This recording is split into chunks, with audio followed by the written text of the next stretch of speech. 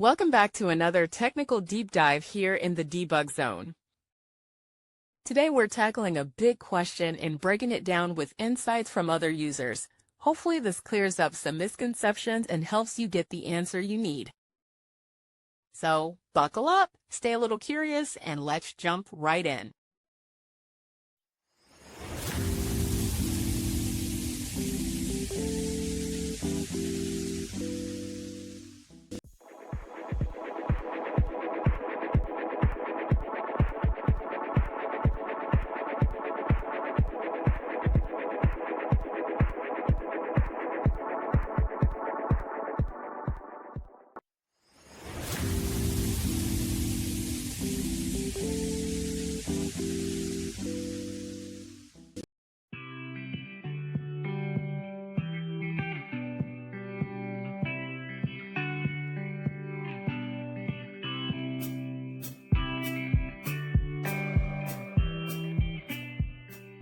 And that's a wrap.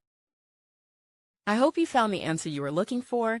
If you did, take a second to hit that subscribe button. It really helps out. And let me know in the comments which solution worked best for you. See you next time in the debug zone.